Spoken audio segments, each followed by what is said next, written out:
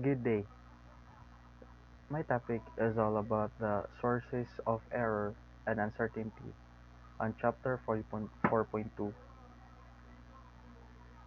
Before discussing measurement errors, which can't be controlled by randomly occurring errors, well, it is important for researchers to understand errors that can be controlled, usually through calibration, or at least predicted before the measurement strategy is implemented. And Uh, these errors are described as systematic errors. And uh, first, let us define error. What is error? Errors are described as systematic errors, but can also occur due to the limitations of measurement systems. Specification of measurement systems relate to a linear response. However, the linearity of the response must also quantified so that the error can be uh, quantified over the measurement range of interest, and all measurements have a degree of uncertainty, regardless of precision and accuracy. This is caused by two factors: the limitation of measuring instrument, or systematic error, and the skill of the experimenter making the measurements, or random error. So, systematic errors. When we use tools meant for measurement, we assume that they are correct and accurate. However, measuring tools are not always right, and the fact that they have errors that naturally occur called systematic errors. And systematic errors tend to be consistent in magnitude and or direction. If the magnitude and the directions of the error is known, accuracy can be improved by additive or proportional corrections. And additive corrections involves adding or subtracting constant adjustment factors to each measurement. Proportional correction also involves multiplying the measurements by a constant. And the second one is a random error. Random error is sometimes called human error, and random error is determined by the experimenter's skills or ability to perform the experiment and read scientific measurements. These errors are random since the results yield may be too high or low. Often random errors determines the precisions of the experiments or limits the precision. For example, if we have or if we were to time a revolution of a steadily rotating turntable, the random error would be the reaction time. Our reaction time would vary due to a delay in a starting, an underestimate of the actual result, or a delay in stopping, and an overestimate of the actual result. Unlike systematic errors, random errors vary in magnitude and direction. It is possible to calculate the average of a set of measured positions. However, that average is likely to be more accurate than the most of the measurement. Linearity of the measurement. It is defined in terms of nonlinearity. It is the difference between the two responses when compared to the ideal linear response. And as all measurement systems have a finite range of operation, it is necessary to define the dynamic range over which the systems can be described as linear. And this is illustrated in figure 4.1, where the input to a measurement system is plotted on the x-axis and the output is plotted on the y-axis. The minimum value obtained from a measurement system is limited by such effects as the noise level in the instrumentation, and the maximum range can be limited by the maximum input and output voltage of the instrument. If the input is less than the range minimum, no output will be observed. It is possible that the instrument will be damaged. For example, if the input has the wrong polarity, then the input amplifier can be damaged. And um, if the input range exceeded, uh, then the output might be uh, simply the maximum output value possible, or in the worst case, the measuring instruments might be destroyed. And if we're talking about the linearity of the measurement and the dynamic range, we should be um, accurate and precise on the measurement that we have in order for us To have a better uh, research or a better outcome on our research solution, resolution is defined as the smallest change in the input that can be detected as the output. And uh, in an analog system, the resolutions can change if the system is a nonlinear but will remain constant when the system is linear. In a digital system, the resolution is assumed to be linear when the instruments are made within the range of the instrument. And resolution is the number of pieces or parts that the output or displayed reading from a sensor or measuring instrument can be broken down into without any instability in the signal or reading. So, in example 4.2, a fixed range of 4-digit digital voltmeter has a maximum readout of 1.999 volts. The resolution of this meter is therefore 1 megavolts.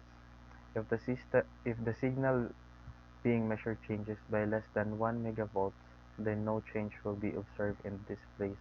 The resolution of the voltage meter is 0.00 volts. So, in these measurements, we can we can see on the examples that resolution is taking part on these examples that measurement system is defined as the smallest change in an input that can be detected as the output. Sensitivity. The sensitivity of a measurement system is defined as the change in output divided by a small change in input. And if the system has a linear response, then the sensitivity is constant over the working range. And in figure 4.1, the sensitivity is the slope of the straight line approximating the relationship between the output and the input. And example 4.3, the change in the resistance of a wire delta R over R under the strain e to the 1 can be used to measure strain. A Nicron strain gauge is quoted as having a sensitivity S. This is the factor used to convert the relative change in resistance to units of strain. Thus, the strain is e to the 1 is equal to delta R to the quantity of delta R over R over the quantity over S, and uh, the sensitivity is as the ratio of the changes in the output of an instrument to a change in the value of quantity being measured. It denotes the smallest change in the measured variable to which the instrument responds. And let's go to interference effects. So, interference effects is uh, measures the accuracy of measurement system and is described in terms of the likely error. Errors can be a result of intrinsic problems with the instrumentation, such as calibration problems, nonlinear effects, imperfect components, or couplings to the parameters being measured, and etc. Or, or external influences such as temperatures, humidity, and materials, which are present despite the best cleaning efforts and environmental control of the samples, and often described as interferences. And in the example 4.4, interference effects, it stated there that the intrinsic DC conductivity of ice is difficult to measure because the conduction across the surface is much greater than the conduction through the crystalline bulk material.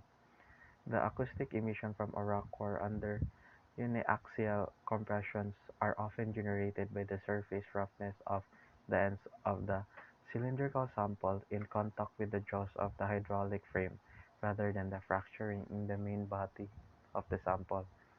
The compressive and shear strength at soils requires the removal of samples and so the in situ structure is compromised before testing. The compaction and water content of the soil can be changed significantly and the test outcomes can be applied in the in situ measurement. And as I say, the more accurate we are on the research that we are making, the more that we encounter error in it. And as you go along on conducting some measurements to the to this product or making a test on your product, it is likely that you'll encounter error and that error will also uh, make your product successful because if there's nothing wrong with your product then there is a problem because in order to make a product you need to make more tests, more uh, product stability and more um, measurements on it and that uh, so that your product will be more uh, accurate and more precise. Um, uh, Sample selection. So the absolute error is the difference between the measured value and the true value. Unfortunately, there is no simple method of determining an absolute error. Repeated measurements most likely will produce the same absolute error. Improved calibrations and the use of standard materials and components can reduce these systematic errors. And all the measurement systems are subject to randomly occurring noise. For electronic systems, this might be caused by the intrinsic properties of the electronics, a thermal noise level, contact noise effects, mutual coupling between adjacent conductors, and etc., or external sources such as coupled noise on the power and earth lines, the cables, and the sensor itself. In Chapter 3, more than one sample was tested. It is possible that the samples under test might have slight difference in the properties being measured. And as we can see on the example 4.5, in a research project designed to measure walking movements of adults, it might be necessary to exclude those who have suffered an injury in their foot or leg. Some might have slightly different leg lengths or balance problems which might influence the measurements. The research team must decide if this adult should be included in the measurements. In a soil shear strength measurement at a building site, it will be necessary to test samples from a number of different locations around the site and to take samples at different depths. There might be a significant change in soil properties across the site. This will have implications for the building foundations. And in measuring the uniaxial compression strength of a concrete samples, it might be necessary to take samples at different times during the pour of a large slabs.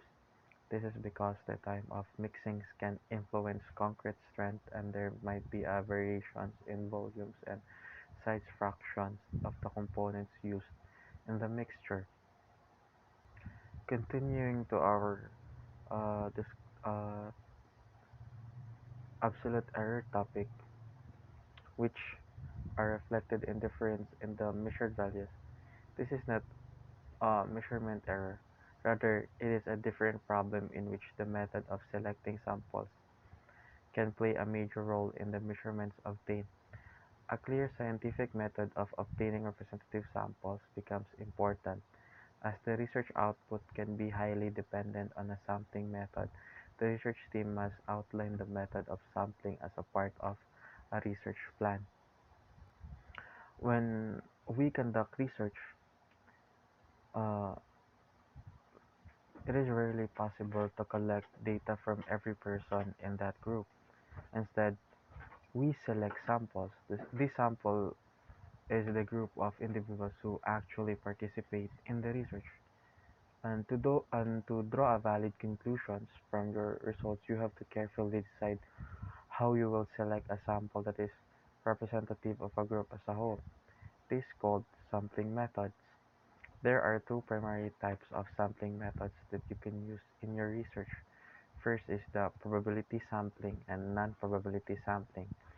And probability sampling involves random selections, allowing you to make strong statistical inference about the whole group.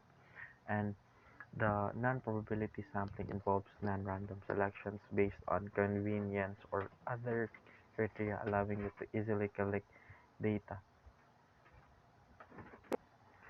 To sum up, sources of errors and uncertainty can arise from a variety of factors in scientific experiment and measurements, and some common sources of errors and uncertainties include instrumental errors, human errors, environmental errors, systematic errors, random errors, sampling errors, model errors, and uncertainties. And for us researchers, it is important to identify and minimize sources of errors and uncertainties in scientific experience and measurements in order to ensure accurate and reliable resource. This can be done through a careful experimental design, calibration and validation of equipment, and rigorous statistical analysis.